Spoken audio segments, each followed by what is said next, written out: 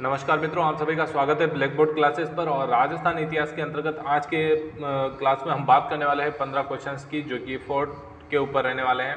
उम्मीद करूंगा कि ये क्लास आपको पसंद आएगी और आप इसे ज़्यादा से ज़्यादा मित्रों को शेयर करेंगे। चैनल को अभी तक सब्सक्राइब नहीं किया है तो सब्सक्राइब कर लीजिएगा। ब्लैक बोर्ड क्लासेस पार्ट है हमारी विनर एजुकेशन अकेडमी की, तो वो चैनल भी आप सब्सक्राइब कर लीजिएगा। वहाँ पर हम डिटेल एनालिसिस करते हैं। यहाँ पर उन टॉपिक्स का जो है एमसीक्यू सीरीज यहाँ पर कंडक्ट करते हैं। पहला प्रश्न आपके सामने आप स्क्रीन पे देख पा रहे होंगे। बारडोली का जो मंदिर है वो किस शैली में निर्मित है? ऑप्शन नागर शैली, पंचायतन शैली, द्रविड़ शैली या फिर प्रतिहार शैली। आपको बताना है कि किस शैली में ये निर्मित है। तो ध्यान रखिएगा दोस्तों, मंदिर निर्माण की जो शैलियाँ थी, मंदिर निर्माण की शैलियों के विषय में बात करें, इनकी शैलियों के विषय में बात करें, मुख्यतः दो प्रकार की है। एक है हमारी नागर शैली और दूसरी शैली की जब मैं बात करूंगा तो ध्यान रखिएगा द्रविड़ शैली। द्रविड़ शैली के मंदिर आप साउथ की मूवीज में देखते होंगे। मतलब ये दक्षिण क्षेत्र की दक्षिण भारत में जो मंदिर निर्माण की शैली विकसित हुई थी उसे हम द्रविड़ शैली के नाम से जानते हैं। और नागर शैली की जब बात करते हैं मित्रों, ध्यान रखिएगा हमारे उत्तर भारत में जो शैली विकसित हुई थी मंदिरों की उसे हम जो है नागर शैली के नाम से जानते हैं। वहीं ये ध्यान रखिएगा इन दोनों का मिक्सचर रूप जो आप देखते हैं, एक अलग शैली का रूप जिसे हम जानते हैं पंचायतन शैली, ये आप ध्यान रखिएगा। और अलग अलग शासन काल, मतलब हम यूँ कहते हैं अलग अलग राजाओं के शासन काल के समय, अलग अलग राजवंश के शासन काल के समय जो मंदिरों में इम्प्रूवमेंट्स हुए, जिस प्रकार के मंदिर बनाए गए, तो उनके काल के समय के मंदिरों को उनके काल की संज्ञा दी जाती है। ध्यान रखिएगा। प्रश्न आपके सामने है, बारडोली का मंदिर किस शैली में निर्मित है? ऑप्शन की बात करें नागर, पंचायतन, द्रविड़ या फिर प्रतिहार। तो मित्रों ध्यान रखिएगा ए ऑप्शन आपका राइट होगा, नागर शैली में निर्मित ये मंदिर है। अगला प्रश्न देखिएगा, क्वेश्चन नंबर सेकंड। गढ़ बीटली दुर्ग स्थित है अलवर में, जयपुर में, उदयपुर में या फिर अजमेर में? बहुत ही शानदार प्रश्न है। तो ध्यान रखिएगा मित्रों, यहाँ मैं बात करूँ अलवर में कौन सा दुर्ग है जिसे अलवर किला के नाम से जानते हैं, या फिर हम इसे क्या कहते हैं, बाला दुर्ग। ठीक है, बाला किला के नाम से इसे जानते हैं। साथ ही साथ एक और फोर्ट है जिसे भूतिया किले के नाम से जानते हैं, वो है कौन सा, बानगढ़। ध्यान रखिएगा, बानगढ़ फोर्ट भी कहाँ पर है, अलवर में। जयपुर की बात करें मित्रों, जयपुर में कौन कौन से फोर्ट है इसकी बात करें तो यहाँ पर ध्यान रखिएगा, जयपुर में एक तो है हमारा आमेर फोर्ट, दूसरा जयगढ़ और तीसरा है हमारा नाहरगढ़। नाहर सिंह भौमिया के कारण इस दुर्ग का नाम नाहरगढ़ रखा गया। एक अन्य नाम इसका मिलता है क्या, सुदर्शनगढ़। विशेष तौर पर ध्यान रखिएगा, एमसीक्यू सीरीज हम डिस्कस कर रहे हैं। चैनल को सब्सक्राइब नहीं किया तो सब्सक्राइब करिएगा और विशेष तौर पर सपोर्ट करिएगा। हम बिल्कुल help for each other concept पे कार्य कर रहे हैं। उदयपुर की बात करें, उदयपुर में कुछ विशेष जो है फोर्ट बना हुआ नहीं है, लेकिन जो मेवाड़ रियासत के शासक थे, राजवंश परिवार था, वो चित्तौड़ के बाद शिफ्ट हो गया था कहाँ पर, उदयपुर। और उदयपुर हमारे राजस्थान के एकीकरण तक वहीं पर उन लोगों ने निवास किया। तो सिटी पैलेस वगैरह आज जो आप राजसी त्योहार वगैरह पे जो देखते हैं राजाओं के प्राचीन समय का, किस प्रकार से वो जीवन यापन करते थे, ठाट बाट जिसे हम कह सकते हैं, वो जो है आज भी आपको उदयपुर में देखने को मिलता है। बात करते हैं मित्रों अजमेर की।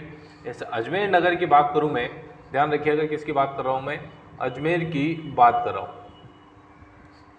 तो ध्यान रखिएगा इस अजमेर के विषय में जब भी बात करूं, ध्यान रखिएगा इसका 113 मतलब 1113 ईस्वी में अजय राज के द्वारा इस नगर की स्थापना की गई थी।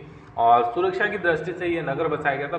प्राचीन समय में जब नगर की स्थापना होती थी, इसमें समझ लीजिएगा वहाँ पर दुर्ग बनाया जाता है, और जहाँ पर दुर्ग होगा वहीं पर उस राज्य की या उस रियासत की क्या होती थी, राजधानी हुआ करती थी। राजा राजधानी में रहा करता था। ये विशेष तौर पर आप ध्यान रखिएगा, कहाँ रहा करता था, राजधानी में निवास किया करता था। तो अजमेर में जिस दुर्ग का निर्माण कराया गया उसे अजमेरू दुर्ग के नाम से जाना गया, और वो जिस पहाड़ी पर निर्मित हुआ था उसे गढ़ बीटली पहाड़ी कहा जाता था, जिस कारण से इस दुर्ग की संख्या दी जाती है गढ़ बीटली दुर्ग। आगे चल के हम बात करते हैं तो मेवाड़ में एक शासक हुए थे पृथ्वीराज सिसोदिया, जिसे उड़ाना राजकुमार के नाम से जाना जाता है। तो उड़ाना राजकुमार ने यहाँ पर क्या किया था, ध्यान रखिएगा, इस दुर्ग का परकोटा बनाया था और बाद में इसका नाम कर दिया था क्या, तारागढ़। तो ये विशेष तौर पर ध्यान रखिएगा कि तारागढ़ कहाँ पर है, अजमेर में है। और हमारा जो क्वेश्चन नंबर सेकंड है उसका डी ऑप्शन राइट हो जाता है। क्वेश्चन नंबर थर्ड की बात करते हैं, गुरुद्वारा बूढ़ा जोहड़ किस जिले में स्थित है? बहुत ही शानदार प्रश्न है, सिख धर्म से संबंधित है। और सिख धर्म की हम बात करें राजस्थान में तो दो जिले काफ़ी है, एक है हमारा हनुमानगढ़ और दूसरा है हमारा श्री गंगानगर। ठीक है, ये ध्यान रखिएगा। इन 2 जिलों में मुख्यतया सिख धर्म से संबंधित लोग यहाँ पर निवास करते हैं, कारण पंजाब से लगते हुए ये जिले हैं राजस्थान के। तो गुरुद्वारा बूढ़ा जोहड़ जो है वो राजस्थान का सबसे बड़ा गुरुद्वारा की श्रेणी में भी आता है। और ये कहाँ पर स्थित है यदि इसकी बात करें, एक फैक्चुअल पॉइंट है, ध्यान रखिएगा, गंगानगर जिले में। एक बहुत ही शानदार प्रश्न है जो बार बार पूछा जाता है, उसका विशेष तौर पर ध्यान रखिएगा। क्या पूछा जाता है? शेर शिकार गुरुद्वारा जो है वो कहां पर स्थित है? शेर शिकार गुरुद्वारा। ठीक है, आगे बढ़ते हैं। क्वेश्चन नंबर 4 की तरफ मैं बात करूंगा। क्वेश्चन नंबर 4 क्या कह रहा है? जैसलमेर में 1505, ये टाइपिंग एरर है, यहां पर आप कर लीजिएगा 1550। 1550 में जो है जैसलमेर के शासक थे कौन? लूणकरण। उनके समय यहाँ पर अर्धशाखा गठित हुआ था। अर्धशाखा से क्या तात्पर्य है ये हमें जानना है। तो दोस्तों मैंने आपको वैसे हालांकि पहले भी बताया, शाखा का मतलब क्या होता है? 2 घटनाएं घटित होती है। कौन कौन सी घटनाएं, उसके विषय में हम यहाँ पर बात करेंगे। तो देखिएगा, शाखा की जब भी हम बात करेंगे मित्रों, देखिए एक तो होता है इसमें क्या? केसरिया, ठीक है, और दूसरा इसमें क्या होता है? जौहर। क्या होता है इसमें? जौहर होता है। तो ध्यान रखिएगा, दोनों में से कोई भी एक घटना घटित नहीं होगी तो उसे अर्धशाखा की श्रेणी में काउंट किया जाता है। जैसलमेर में जो अर्धशाखा हुआ उसमें कौन सी घटना घटित नहीं हुई? तो ध्यान रखिए विशेष तौर पर उस समय शासक कौन थे? लूणकरण थे। और कंधार का एक व्यक्ति था जिसका नाम ध्यान रखिएगा, कंधार का व्यक्ति क्या नाम मिलता है? अमीर अली। और अमीर अली को शरण दी थी लूणकरण ने, और अमीर अली ने क्या किया? धोखे से महिलाओं के वेश में अपने सैनिकों को दुर्ग में प्रवेश करवाने का प्रयास किया था। और इस षड्यंत्र का क्या हो गया था? भंडाफोड़ हो गया था, जिसके चलते जो है लड़ाई हुई थी। लड़ाई में केसरिया तो किया गया था, लेकिन जो क्षत्राणियां थी वो जौहर व्रत का पालन नहीं कर पाई थी। किसका पालन नहीं कर पाई थी? विशेष तौर पर ध्यान रखिएगा, जौहर व्रत का पालन नहीं कर पाई थी, ये आप ध्यान रखिएगा। और जिस कारण से इसे अर्धशाखा की श्रेणी में रखा जाता है। ये राजस्थान का सबसे बड़ा लिविंग फोर्ट हमारा चित्तौड़गढ़ है। और दूसरा सबसे बड़ा लिविंग फोर्ट कौन सा है? जैसलमेर। ध्यान रखिएगा, यहाँ पर टोटल 2.5 शाखे हुए हैं, और चित्तौड़ में कितने शाखे हुए? 3 शाखे हुए। तो इसकी ऐतिहासिकता भी काफ़ी महत्वपूर्ण है। जैसलमेर फोर्ट भी काफ़ी अपनी वीरता या यूँ कह लीजिए राजपूतों के शौर्य से भरा हुआ है। नेक्स्ट बात करते हैं क्वेश्चन नंबर 4, मीठे शाह की दरगाह किस किले में स्थित है? ये डायरेक्ट फैक्चुअल क्वेश्चन है। ऑप्शन है मेहरानगढ़, तारागढ़, गागरोन या फिर जयगढ़। तो दोस्तों इसका राइट आंसर हमारा क्या हो जाता है? देखिएगा, सी ऑप्शन आपका राइट होगा। मीठे शाह की दरगाह कहाँ पर स्थित है? गागरोन में। नेक्स्ट बात करते हैं, मयूर ध्वजगढ़ किस दुर्ग को कहा जाता है? मेहरानगढ़ जोधपुर, सोनार का किला, जालोर दुर्ग या फिर जयगढ़। तो दोस्तों यहाँ पर ध्यान रखिएगा, ये जो सोनार किला है, सोनार किला एक तो मूवी भी बन चुकी है। और ध्यान रखिएगा ये किसके बारे में कहा जाता है? इसका एक उपनाम हमें मिलता है कमरकोट। इसे ही कहा जाता है क्या? गागरा कोट। और इसे ही कहा जाता है क्या? स्वर्णगढ़। ये आप विशेष तौर पर ध्यान रखिएगा। और किसके बारे में हम बात कर रहे हैं मित्रों? जैसलमेर दुर्ग के बारे में। जैसलमेर दुर्ग के विषय में कहा जाता है। और इसी दुर्ग को संज्ञा दी जाती है बुर्जों वाला दुर्ग। क्या कहा जाता है? बुर्जों वाला दुर्ग। अब देखिए, बुर्जों वाले दुर्ग में आपको ये भी लिख सकता है, टोटल यहाँ पर 99 बुर्ज है। तो ये ध्यान रखिएगा, मेहरानगढ़ जोधपुर में है। मारवाड़ रियासत में यहाँ पर राव जोधा के द्वारा इसकी स्थापना की गई थी। और इसी मेहरानगढ़ को संज्ञा दी जाती है किसकी दोस्तों? मयूर ध्वजगढ़ की। तो मित्रों हमारा राइट आंसर क्या हो जाता है? ए ऑप्शन जो है हमारा राइट हो जाता है, मेहरानगढ़। चलिए आगे बात करते हैं क्वेश्चन नंबर 7 की। सिवाना दुर्ग पर राव सातल देव के शासनकाल में किस मुस्लिम शासक ने आक्रमण किया था? ऑप्शन है अलाउद्दीन खिलजी, शेरशाह सूरी, सिकंदर लोदी, इब्राहिम लोदी। तो ध्यान रखिएगा, ये सिवाना वर्तमान में कहाँ पर है? इसकी जब मैं बात करूंगा ध्यान रखिएगा कहाँ पर है। ये वर्तमान में बाड़मेर में पड़ता है। और इस दुर्ग को मैंने आपको पहले वाले लेक्चर्स में भी बताया था, क्या कहा जाता है? मारवाड़ के शासकों की शरण स्थली इसे कहा जाता है। ठीक है, और दूसरा इसे क्या कहा जाता है? जालोर दुर्ग की कुंजी। लेक्चर को ध्यान से सुनिएगा, काफी शानदार प्रश्न है ये। और आखिर यहाँ पर आक्रमण क्यों हुआ था उसके बारे में हम बात करेंगे। सिवाना दुर्ग को कहा जाता है जालोर दुर्ग की कुंजी। और जालोर दुर्ग पर जिन शासकों ने शासन किया उसे हम क्या कहते हैं? सोनगरा चौहान। आप लेक्चर को ध्यान से सुनते रहिएगा, हो सकता है राइटिंग में कुछ दिक्कत हो जाए समझने में। तो यहाँ ध्यान रखिएगा, सोनगरा चौहानों की जो है यहाँ पर शाखा थी। और इसमें कीर्तिपाल चौहान काफ़ी जो है वीर शासक हुआ। उसके बाद एक शासक हुआ कानड़ देव चौहान। ठीक है, कानरदेव चौहान। और कानरदेव चौहान ने जो है अलाउद्दीन खिलजी की सेना को गुजरात जाते समय रोक दिया था, अपने राज्य से नहीं जाने दिया था, और उसी के बदले में अलाउद्दीन खिलजी ने जालोर पर आक्रमण किया। जालोर जीतने के लिए आपको यहाँ मैंने बताया जालोर दुर्ग की कुंजी किसे कहा जाता है, सिवाना। मतलब आपको जालोर जीतना है तो सिवाना को जीतना जरूरी है। तो अलाउद्दीन खिलजी ने 1308 में, कब 1308 में सिवाना पर आक्रमण किया था, ये विशेष तौर पर आप ध्यान रखिएगा। और कौन सा शासक था आपको पता ही चल गया, अलाउद्दीन खिलजी आक्रमणकारी था, दिल्ली का शासक था ये। क्वेश्चन नंबर 8 की बात करते हैं। वह किला जिसकी आज़ादी व अस्मिता की रक्षा के लिए वहां के ठाकुरों ने गोला बारूद खत्म होने पर दुश्मनों पर चांदी के गोले दागे। बहुत ही शानदार प्रश्न है। यहाँ पर आप स्वाभिमानता, अपने स्वतंत्रता प्रेम को देख सकते हैं। ऑप्शन है जालोर का किला, भरतपुर का किला, जैसलमेर का किला, चूरू का किला। आपकी कोई डिमांड है तो आप कमेंट बॉक्स में जरूर जो है शेयर करिएगा। कोई डाउट है वो भी आप कमेंट बॉक्स में लिख सकते हैं, आपके उस डाउट को सोल्व करने का पूरा प्रयास करूंगा मैं। यहाँ बात करते हैं दोस्तों, शिव सिंह जो है ठाकुर थे कहाँ के, तो ध्यान रखिए कहाँ के ये ठाकुर थे। डी ऑप्शन आपका राइट हो जाएगा, चूरू के ये ठाकुर थे। और इनके समय में जो है अपनी अस्मिता की रक्षा के लिए जो बात करें हम, चांदी के गोले दागे गए थे। नेक्स्ट बात करते हैं क्वेश्चन नंबर 9। जूनागढ़ दुर्ग का निर्माण किसने करवाया, महाराजा कर्ण सिंह, राव कल्याणमल, राव लूणकरण या फिर महाराजा राय सिंह। तो ध्यान रखिएगा मित्रों, किसने करवाया, महाराजा राय सिंह ने। और इसी जूनागढ़ दुर्ग का निर्माण होने के साथ साथ यहाँ पर जो है कौन सी प्रशस्ति लगी हुई है, राय सिंह प्रशस्ति। ध्यान रखिएगा, राय सिंह प्रशस्ति यहाँ पर लगी हुई है। साथ ही साथ इसी दुर्ग में जब आप एंटर होंगे तो यहाँ पर 2 योद्धाओं की गजारूढ़ जो है पाषाण मूर्तियाँ लगी हुई है, जयमल मेड़तिया और एक है हमारा फत्ता सिसोदिया। दोनों योद्धाओं ने 1567-68 में अकबर ने जब चित्तौड़ पर आक्रमण किया था, उस समय अकबर का चित्तौड़ के किले का भार जो है जयमल मेड़तिया के ऊपर रखा गया था। और इन दोनों ने काफ़ी शानदार वीरता दिखाई थी, जिससे प्रभावित होकर अकबर ने स्वयं इन दोनों की गजारूढ़ पाषाण मूर्तियां अपने आगरा के किले के बाहर लगवाई थी। चलिए आगे बढ़ते हैं क्वेश्चन नंबर 10 की तरफ। सुवर्णगिरी दुर्ग कहलाता है जैसलमेर का किला, जालोर का किला, करौली का किला या फिर बटनेर का किला। ध्यान रखिएगा मित्रों, मैंने आपको पहले भी बताया है, स्वर्णगिरी, कंफ्यूज नहीं होना है, स्वर्णगिरी और सुवर्णगिरी, ये बार बार पूछा जाता है, स्वर्णगिरी और सुवर्णगिरी। तो दोस्तों सुवर्णगिरी जालोर के लिए यूज लिया जाता है, सोनगरा पहाड़ी पर होने के कारण, सोनगिरी पहाड़ी पर होने के कारण। और स्वर्णगिरी की बात करते हैं तो स्वर्ण जैसी आभा होने के कारण जैसलमेर फोर्ट को कहा जाता है, जैसलमेर दुर्ग को कहा जाता है। ये ध्यान रखिएगा दोस्तों। इसका राइट आंसर क्या होता है, बी ऑप्शन आपका राइट हो जाएगा, ठीक है, ये ध्यान रखिएगा। नेक्स्ट बात करते हैं क्वेश्चन नंबर 11। तिमनगढ़ का दुर्ग किस जिले में स्थित है, करौली, भरतपुर, अलवर, धौलपुर। राइट आंसर मित्रों हमारा ए ऑप्शन आपका राइट होगा, करौली में स्थित है। नेक्स्ट बात करते हैं क्वेश्चन नंबर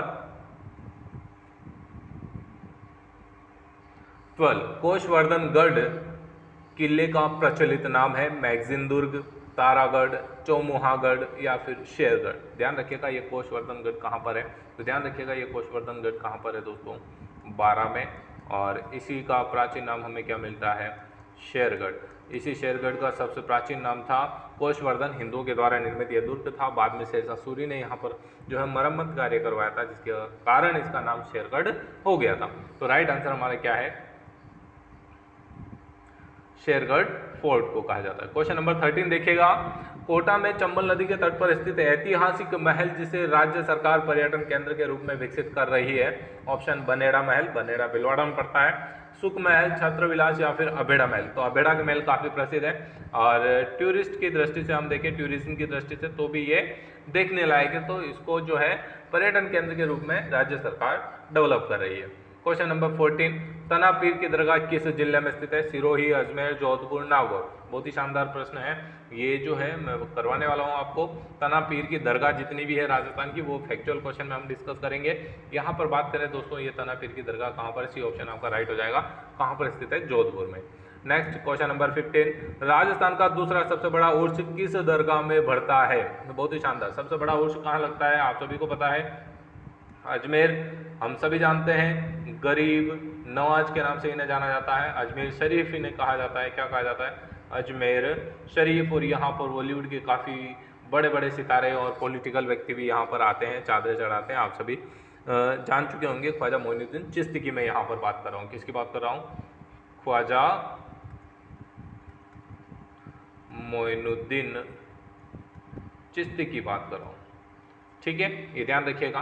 तो इनके बाद दूसरा सबसे बड़ा उर्स कहाँ पर लगता है? ऑप्शन है नरहड़ पीर की दरगाह, मोइनुद्दीन चिश्ती की दरगाह, हमीदुद्दीन नागौरी की दरगाह या फिर मीठे शाह की दरगाह।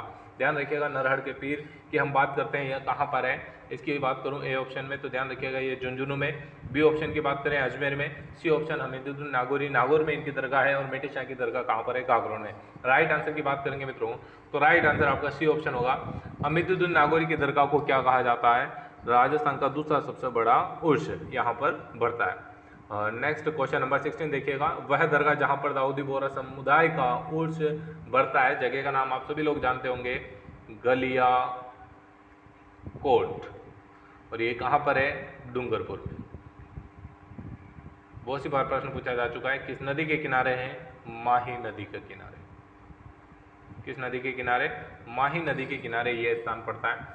यहाँ पर किसका उर्स बढ़ता है? संत कौन थे? मुस्लिम संत फखरुद्दीन की दरगाह, मलिक शाफिर की दरगाह, सैफुद्दीन बहाव की दरगाह या फिर कमरुद्दीन चिश्ती की दरगाह। तो ध्यान रखिएगा दोस्तों, ए ऑप्शन आपका राइट होगा। यहाँ पर फखरुद्दीन की दरगाह यहाँ पर है। और ये दाऊदी बोहरा समुदाय जो है मुस्लिम में ही उनका प्रमुख स्थान है और यहीं पर उनका उर्स लगता है। क्वेश्चन नंबर 17 देखते हैं। 1965 में भारत पाक युद्ध में शहीद रेल कर्मचारियों का स्मारक किस जिले में स्थित है? जैसलमेर, बाड़मेर, बीकानेर, गंगानगर। देखिएगा बी ऑप्शन आप सभी लोग समझ चुके होंगे।